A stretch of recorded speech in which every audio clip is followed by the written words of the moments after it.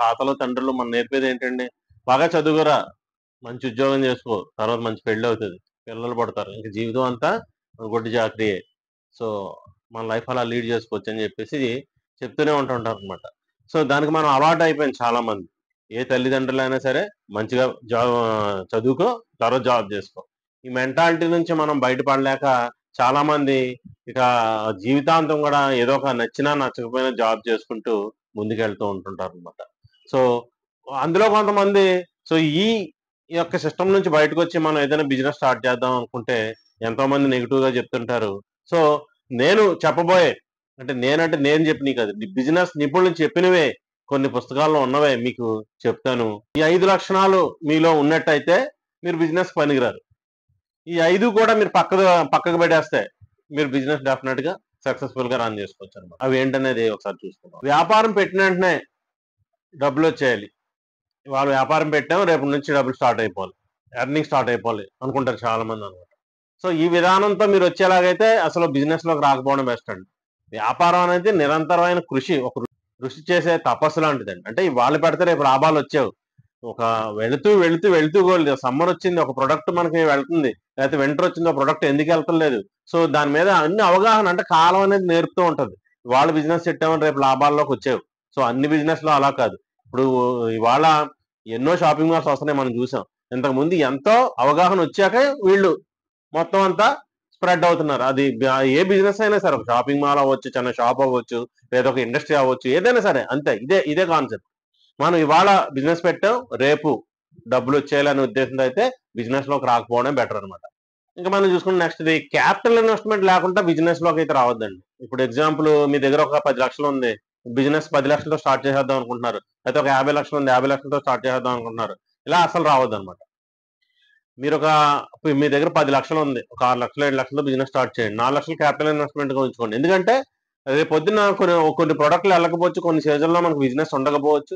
ఇవన్నీ కూడా ఇబ్బంది అనమాట. మన మన ఇంట్లో ఖర్చులకి, మన ఖర్చులకి, రెంట్లకి ఇవన్నీ ఎవరు కడతారు? కట్టరు కదా. మనకి క్యాపిటల్ ఇన్వెస్ట్మెంట్ అంటూ లేకుండా బరిలో దిగితే ఉన్న ప్రొడక్ట్ అంతా అమ్మేసుకోవాల్సి ఉంటది. సో మరి కొత్త ప్రొడక్ట్ ఎలా కొంటుంటాం? ఇప్పుడు అవసరాలకు ప్రొడక్ట్ అమ్మేసుకుంటాం, కొత్త ప్రొడక్ట్ ఎలా కొంటుంటాం? షాప్ అంతా ఖాళీగా ఉంటుంది, లేకపోతే ఇండస్ట్రీ అయితే రా మెటీరియల్ ఉండదు. సో ఇలాగ ప్రాబ్లమ్స్ వస్తూ ఉంటాయి అనమాట. కాబట్టి మనకి క్యాపిటల్ ఇన్వెస్ట్మెంట్ అనేది చాలా ముఖ్యం బిజినెస్ లోకి. లేకపోతే క్యాపిటల్ ఇన్వెస్ట్మెంట్ లేకుండా మొత్తం అంతా పెట్టేసి ఒకేసారిగా పెద్ద బిజినెస్ చేద్దాం అనుకుంటే, క్యాపిటల్ ఇన్వెస్ట్మెంట్ లేకుండా మీ ప్రొడక్ట్ అంతా ఖాళీ అయిపోతూ ఉంటది. ప్రొడక్ట్ ఖాళీ అయిపోయినా, మీ మెటీరియల్ ఖాళీ అయిపోయినా, రా మెటీరియల్ రాకపోయినా ఏమవుద్దండి? సేల్ డ్రాప్ అయిపోద్ది, మన బిజినెస్ అనేది లాస్ అయిపోద్ది అనమాట పెట్టిన కొన్ని రోజులకి. ఆర్థిక ఇబ్బందులండి. మనం బిజినెస్ చేసే కసి ఉంటది. బిజినెస్ లోకి వచ్చాం, కసి మనకు అన్ని తెలుసు, కానీ మనకు ఆర్థిక ఇబ్బంది. బిజినెస్ చేసేయాలని తపంతో మొత్తం అంతా అప్పు చేసి బిజినెస్ లో పెడతాం. ఇది చాలా అస్సలు మంచిది కాదు బిజినెస్. ఎందుకంటే తలపోటు, లేనిపోని టెన్షన్స్ వచ్చేస్తూ ఉంటాయి. సో ఇవో వాటికి ఇంట్రెస్ట్ కట్టాలి, ఇక్కడేమో చూసేస్తే రెంట్ వచ్చేసింది, అక్కడ చూస్తే ఇంట్లోకి ఏ అమౌంట్ పంపించాలి, అన్ని మెంటల్ టెన్షన్ వచ్చేసి ఎందుకు వచ్చామరా బాబు మన బిజినెస్ లో కన్నా ఫీలింగ్ లోకి వచ్చేస్తాం అనమాట. మనం బిజినెస్ స్టార్ట్ చేయాలనుకున్నప్పుడు ఎప్పుడు కూడా మనం మస్ట్ అండ్ షుడ్ గా తెలుసుకోవాల్సింది ఏంటంటే, మనం అప్పు చేసి అనేది బిజినెస్ రాకూడదు. అలాగే ఒకవేళ వస్తే మీకు తీర్చుకునే స్తోమత ఉండాలి. మీకు ఆ అప్పు చేసినా తీర్చుకునే స్తోమత ఉండాలి. పెట్టుబడి నాది కాదనే ఉద్దేశంతో రావాలి. అంతేగాని ఆర్థిక స్తోమత, అంటే ఆర్థికంగా ఫుల్ గా ఇబ్బంది పడేవారు ఎవరో కూడా బిజినెస్ లోకి రాకపోవడం బెటర్. ఏదో ఒక చిన్న జాబ్ చేసుకుంటూ అలా మెల్లమెల్లగా గెయిన్ అవుతూ ఆ తర్వాత మంచిగా బిజినెస్ చేసుకోవడం తర్వాత బెటర్ అనమాట. ఇతరుల మాట వింటుంటారండి చాలా మంది. ఇతరుల మాట వినేలాగైతే బిజినెస్ లోకి అసలు రావద్దండి.